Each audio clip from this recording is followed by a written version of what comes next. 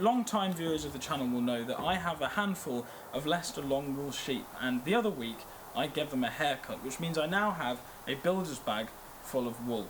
So the question is, what do I do with this? I could get it spun into yarn. I know from my experience at university that people do knit as a mindfulness thing, but those people are mostly girls and my audience is overwhelmingly male. Also, while I expect there to be a reasonable amount of processing waste, there could be half a builder's bag worth of yarn, which is quite a lot. I only have one colour as such, but I think these fleeces are really beautiful. There's blacks and browns and whites and a sort of silvery colour in some of them.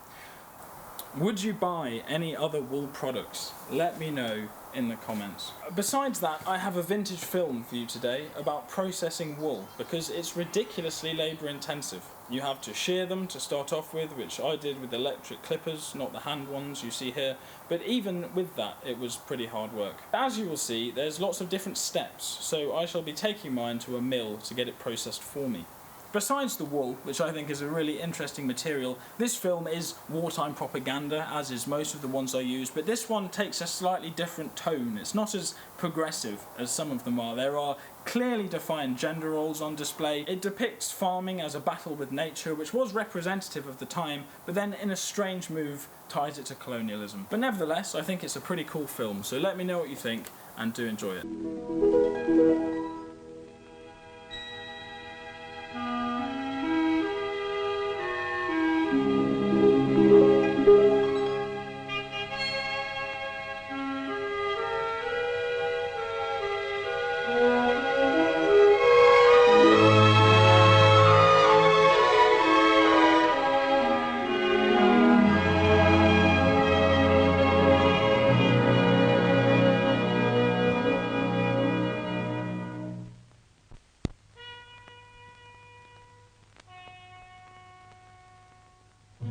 The borders of every nation are the battlefields of history, industrial and political. There, where sheep graze, are man's fields of battle against nature, against men. And such battlefields breed pioneers. Men of the border understand nature, the ways of birds and beasts. They handle and rear sheep. But British yeomen can adapt themselves to other lands. When new lands were opened up, they were quick to see and grasp their opportunity and go overseas. And gradually there flowed back to the mother country ever-increasing supplies of meat and wool. For they had taken with them not only their knowledge, but also the pick of Britain's flocks. Many they took to Australia, New Zealand and other parts of the empire, some to the United States, a few to South America, all in time to yield their rich return of wool.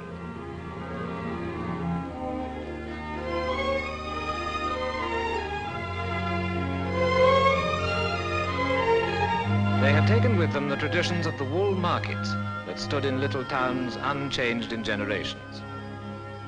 They had taken sheep from Romsey and Lincoln and planted the names of these breeds thousands of miles away by lonelier mountains and more turbulent waters.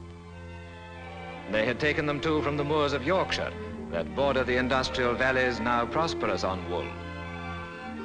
The men themselves came from north and south, where today can still be seen the types whose kinsmen have peopled an empire. From these hills, where generations have looked down in peace and war, came the sires of sheep now famous throughout the world. The woolen industry depends not only upon home produce, from Chile to the Great Lakes that border the United States and Canada, from Cape Town to Wellington, each sends of its best. The pioneers left behind their brothers and sisters, versed in weaving and the arts of wool. We can only follow one use and one method, choosing that to illustrate a great industry. All processes start with the sorting of the wool. There may be 6 qualities in one fleece, varying from the finest at the neck to the coarsest at the tail. As enough of one quality is ready, it's chopped into pieces of nearly equal size. As the pieces settle, they're gathered up to be fed into the scouring machine. Here, hot water and soap assist the combs to remove every scrap of dirt.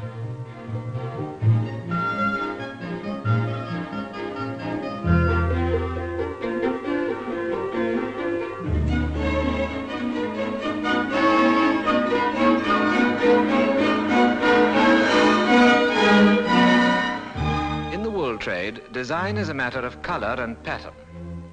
When an order is received, the designer takes from the range of yarns samples of those used when the pattern was first made. The variety of colors seems endless, but new ones are added every year. Despite that, this girl's color sense enables her to pick the right yarns in a matter of seconds. Let's follow the cloth with violet and red in it. Once checked by the dyer with the specimens he has previously treated, they cease to be color patterns and are to him chemical formulae. Today, science enables the dyer to secure a steady and fixed color and has given him greater scope.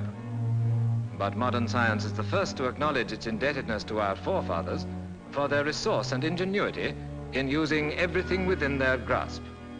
The origin of dyes is like a witch's charm. Crushed body of a cochineal, purple from a shellfish, saffron from crocus, red from madder roots, logwood and cutch, lichen and bark, dock root and bilberry. Measure them carefully while the pots begin to boil. The wool is dyed by dipping in the hank or by plunging it into huge baths of boiling dye. As one bath is ready for the red dye, the wool in another begins to wear the color it will always hold. At first it's wet and we can't distinguish the shade. But when it's dry and ready for blending, we see it's violet. The color of the yarn must be even from beginning to end. Layers of white and violet, then of blue, are spread on the blending floor. Bit by bit, it's fed into a mixer. A special oil is added, and soon the wool is ready for carding.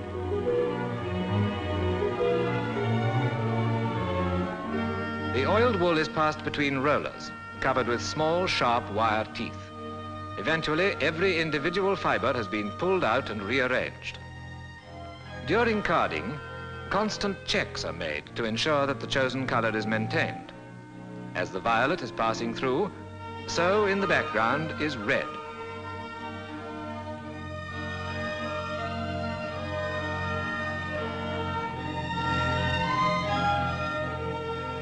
The cross movement is peculiar to border woven cloth, adding strength and wearing properties to the yarn.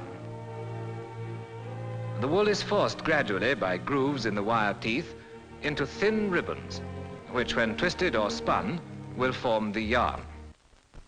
Are laid on the drums of the spinning mule, the spindles of which are on a movable carriage.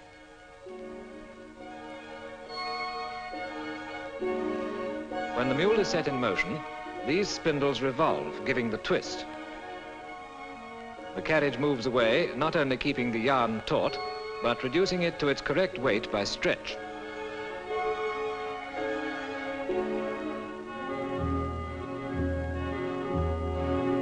The red completely spun, the mules are stripped ready for the second twist. The yarn from 2 bobbins is twisted onto 1. As the operator finishes loading in the red, he moves over and starts his machine. Here is our third color, steel gray, and we see the 2 threads as they become one, united onto another bobbin.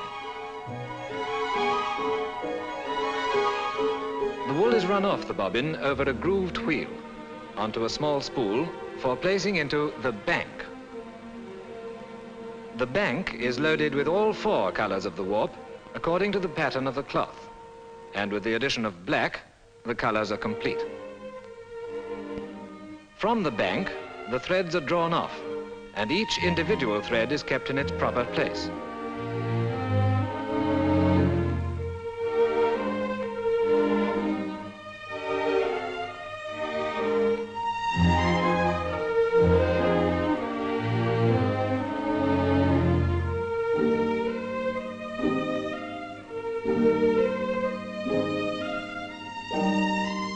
Eventually, it's tied off onto the cylinder of the mill. With one last careful look, the warper starts the great cylinder spinning round. Each time the required length of warp has been completed, a bell rings, and the process is repeated until the whole width is covered.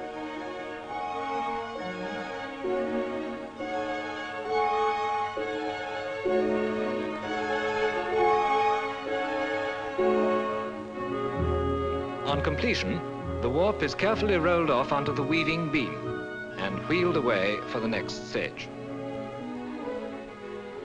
With all pieces, every individual thread of the warp has to be drawn through a little eyelet.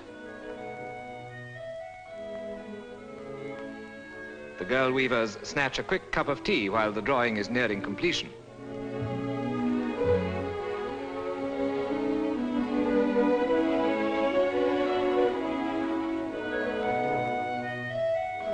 It needs a good eye and close attention. They must be careful here because mistakes cannot be corrected later. The method and gear have been the same for generations. As the drawing finishes, the weaver receives the first lot of her bobbins and prepares her shuttles while the foreman loads the machine. The basic principles of weaving have never changed. The machinery has only been speeded up, and a modern loom can trace its ancestry right back to the Middle Ages. Weaving is one of the most ancient and widespread of all crafts. So, gradually, our 4 colors assume the pattern of our cloth, and one more piece of border weave nears completion.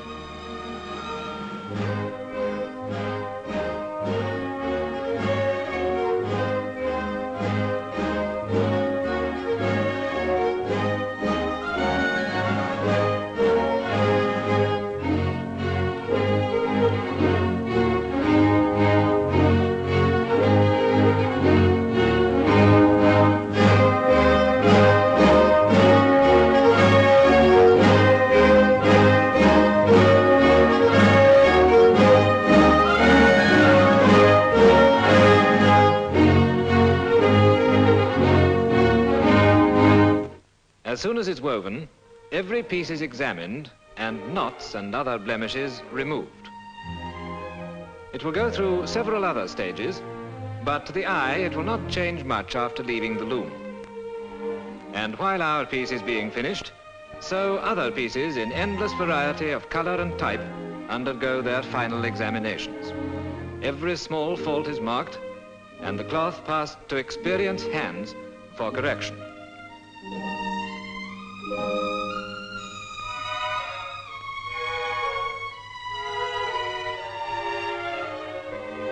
The weaver brings her piece to be examined by the foreman, for the girls are paid for quality as well as quantity. With measuring, our cloth is finished and ready for dispatch.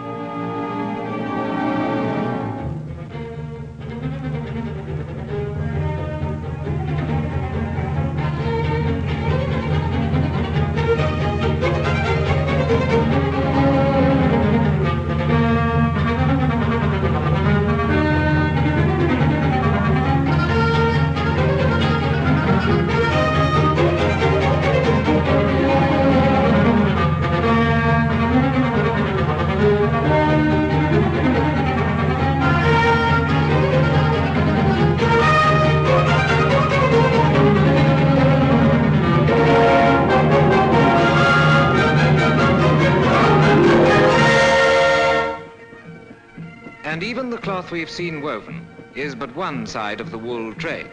In Princes Street, Edinburgh, in the heart of Britain's loveliest city, we shall always see kilts and tartans of the Scottish clans.